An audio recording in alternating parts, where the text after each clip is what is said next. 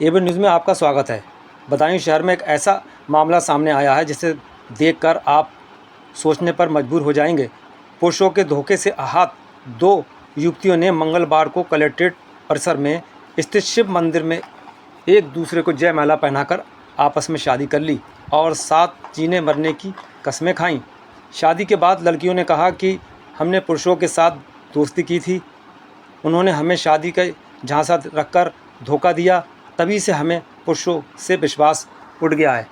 अलापुर कस्बे की रहने वाली आशा ने शादी में पति की भूमिका निभाई और अब उसने अपना नाम बदलकर गोलू रख लिया।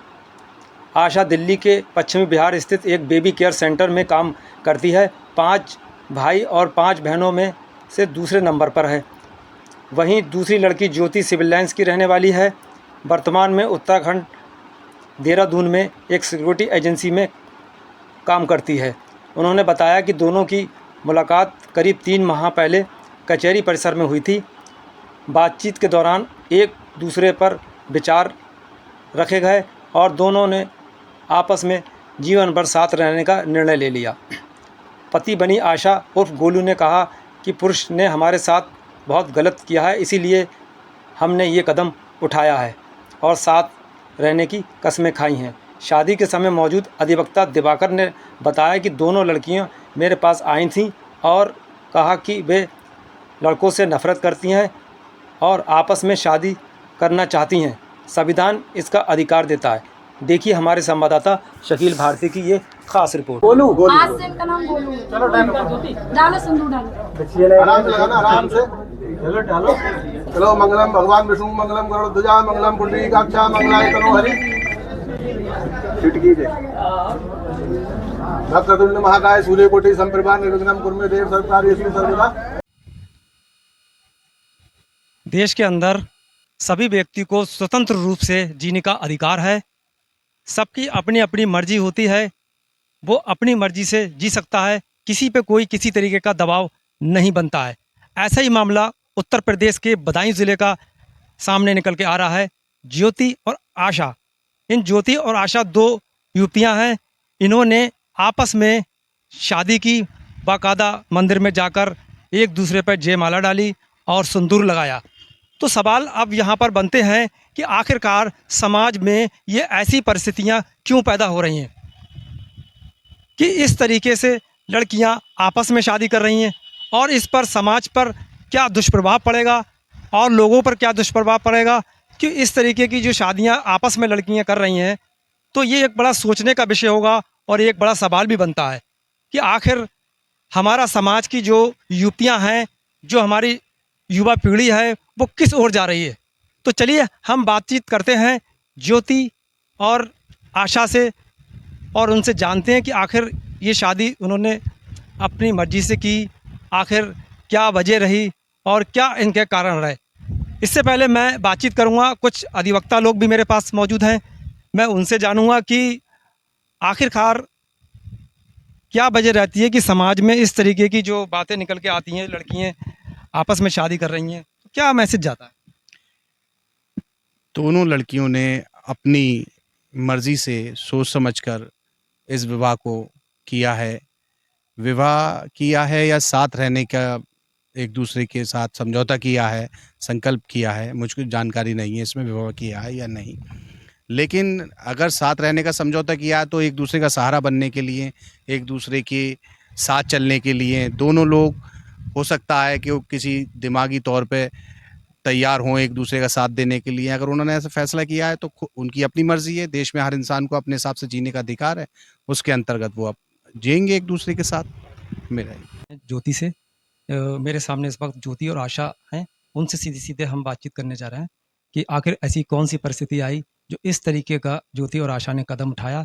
तो सीधे सीधे मुखातिब हो रहे हैं। क्या नाम है आपका? सर मेरा नाम आशा है, मैं बदायूं से हूँ। अच्छा, क्या परिस्थितियाँ रही ऐसी जो इसमें आपने दोनों ने इस तरीके की शादी करने का?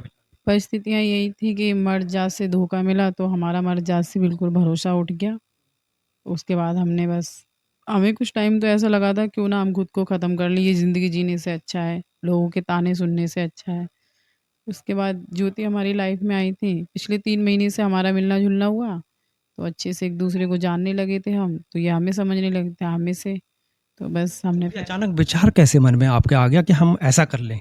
चलिए ठीक है, आपकी सहेली बन गई, दोस्त बन गई, वो एक अलग चैप्टर होता है, लेकिन ये विचार कैसे आया? क्योंकि सर हमें धोखे पे धोखे मिले थे और वो सब बात सही है। अत्याचार हुआ, बहुत बुरा हुआ, तो बस हमारा मर्द जात से बिल्कुल भरोसा उठ गया। तो ये विचार कैसे आया कि हम आपस में शादी कर लें मंदिर में जाकर? एक दूसरे के साथ रह के, अब आपके ऐसे तो साथ कोई रहने नहीं देता, नहीं रहने देते सर। आजकल का ये समाज बहुत अजीब तरीके का हो गया है। अब यही देख लो, हमारा ये सोशल मीडिया पे वीडियो जा रहा है, गलत बोल रहे हैं हमारे बारे में, ये तुमने क्या किया है क्या नहीं। आप एक बात बताओ सर, क्या लड़कियों को जीने का हक नहीं है? क्या लड़कियां अपने हिसाब से नहीं जी सकती अपनी लाइफ? ये लड़कियां हमेशा गलत होती हैं? अच्छा एक बात बताइए कि जैसे अब ये सब आपने जो कदम उठाया है, तो आपके जो परिवार है, आपके मम्मी पापा हैं, तो उसका क्या वो विरोध कर रहे हैं? नहीं, मम्मी पापा तो कोई विरोध नहीं कर रहे हैं, हमारे घर वाले तो बस मम्मा ने पूछा था ये क्या क्या है, ये समाज वाले हमें परेशान कर रहे हैं। तो फिर मैंने, समाज तो ऐसे कहती रहती है, अब आपकी बेटी के साथ गलत हो रहा है तो समाज नहीं आएगी कि आपकी बेटी के साथ गलत क्यों हो रहा है। हाँ, अगर आज हम इस पे पहुंच गए तो समाज को आज बुरा लग रहा है हम गलत कर रहे हैं, तो हमने अपनी ज़िंदगी जीने का फैसला किया, तो क्या गलत किया है बताओ? तो हम बात करेंगे, हमारे सामने आशा हैं, उनसे हम बात करेंगे। तो आशा तुम बताइए, तुम भी आप दोनों ने शादी का जो विचार बनाया, तो आपके सबसे पहले मैं सवाल करूँगा कि जो आपकी भी जो गार्जियंस हैं, तो वो क्या ऐसा नहीं कि आपसे नाराज़ हो रहे हैं? नहीं, मेरी फैमिली वाले कोई नाराज़ नहीं है, बिल्कुल भी। परिवार का कोई विरोध तो नहीं हो रहा? अब तक तो नहीं हो रहा है बिल्कुल भी, लेकिन अगर लोग कहेंगे उनको तो शायद वो बोलें, तो जानती हो सब तरीके के, तो काम ही कहना है। लेकिन जब हमारे साथ, कैसे रोक लिया जाएगा वो तो? वो तो नहीं रोक सकते ना, लेकिन हमारे माँ-बाप हमारे साथ कैसे गलत होने देंगे? लोग तो करेंगे ही बातें, लोगों का काम ही कहना है। आगे की ज़िंदगी आप किस तरीके से दोनों लोग व्यतीत करोगे और कब तक एक दूसरे का साथ निभाओगे? कि लंबी ज़िंदगी है और इस लंबी ज़िंदगी में बहुत लंबे सफ़र होते हैं, चढ़ाव उतार होते हैं, परेशानियां आती हैं, आर्थिक परेशानियां भी आती हैं। तो इन तमाम परेशानियों से आप दोनों कैसे उभर के आओ? हम दोनों साथ एक दूसरे का साथ देंगे हमेशा ज़िंदगी भर, मरते दम तक। मरते दम तक, चाहे कितनी भी परेशानियाँ आएँ, साथ जिएँगे, साथ ही रहेंगे। और रीगल ऐसे नहीं कि हम छुप के रह रहे हैं, बिल्कुल हक से रह रहे हैं। वो तो आप आज़ादी से रहिए। के नहीं रह रहे हैं हम, आराम से छुप के कोई काम नहीं किया हमने। ये हमने शादी करी है मंदिर में सबके सामने। बस एक ही गुजारिश रहेगी, पर जिसकी वजह से ये सब हुआ है हमारे साथ, जो अत्याचार हुआ, हमें इंसाफ मिले और उन लोगों को सजा होनी चाहिए। ना करते तो हो सकता है हम भी किसी के घर में बैठे होते शादी करके। हमें भी मान सम्मान मिलता, हम भी किसी फैमिली बसा के बैठे होते किसी न किसी घर में। अब हमारे साथ इतना गलत हो गया तो कौन करेगा हमसे शादी? तो हम एक दूसरे का सहारा बनेंगे ना। समाज रखेगी अपने घर पे या समाज हमें खाने को देगी? नहीं देगी ना। अगर हम 2 दिन भूखे पड़ेंगे, समाज ये नहीं पूछेगी तुमने खाना खाया नहीं खाया है। आज सोशल मीडिया पे हमारी वीडियो देख के बोल रहे हैं हमने गलत किया है, तो इसमें क्या गलत किया है? तो लोगों की अपनी अपनी विचारधाराएं होती हैं। तो हम बात कर रहे थे ज्योति और आशा से, जिन्होंने अपने हमारे सामने अपनी बात रखी और उन्होंने बताया कि हम किन परिस्थितियों से गुजरे और समाज चाहे कितनी ही उनको यातनाएं दें, समाज कोई कितना ही प्रताड़ित करे, लेकिन उन्होंने ये कसम खाई है कि वो ज़िंदगी दोनों साथ व्यतीत करेंगी। तो अब हम बात कर लेते हैं जो एडवोकेट दिवाकर हैं, उनसे बात करते हैं कि आखिर कानून क्या कहता है। इस समय एडवोकेट दिवाकर जी हैं, हम उनसे बात करेंगे कि सिर्फ एक सवाल हम उनसे करना चाहेंगे कि कानून क्या इस तरीके की मान्यता देता है कि आपस में लड़कियां शादी कर लें, तो फिर उस पर समाज पर क्या दुष्प्रभाव पड़े? एक ही सवाल। सर, कानून शादी को मान्यता नहीं देता, लेकिन कानून साथ में रहने को मना भी नहीं करता। रेस्पेक्टेड सुप्रीम कोर्ट के भी 2018 में एक रूलिंग आई थी, नवतेज सिंह जौहर वर्सेस यूनियन ऑफ इंडिया। उसमें रेस्पेक्टेड सुप्रीम कोर्ट ने धारा 370 जो समलैंगिक संबंधों अपराध बताती थी, उसको आंशिक रूप से समाप्त कर दिया। भारत का संविधान का आर्टिकल 14, 15, आर्टिकल 21 ये हमको ये राइट देता है कि हम अगर बालिग हैं तो किसी के भी साथ अपनी मर्जी से रह सकते हैं, अपनी मर्जी से जीवन यापन कर सकते हैं।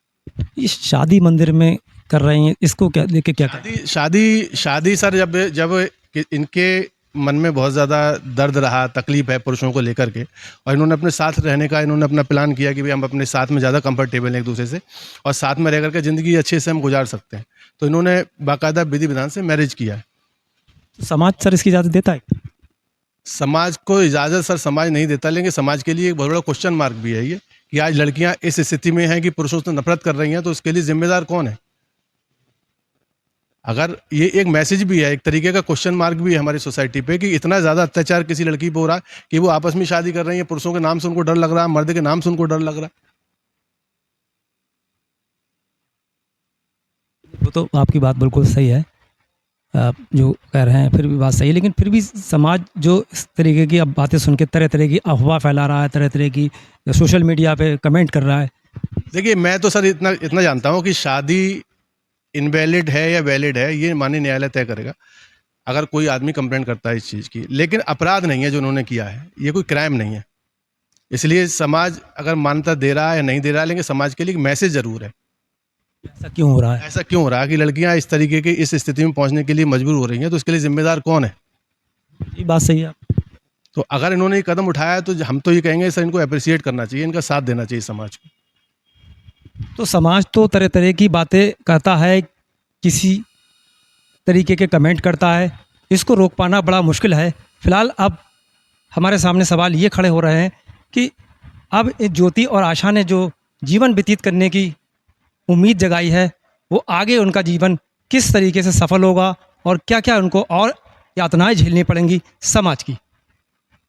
बदायूं से शकील भारती, कैमरामैन शोएल हमजा के साथ A1 न्यूज़।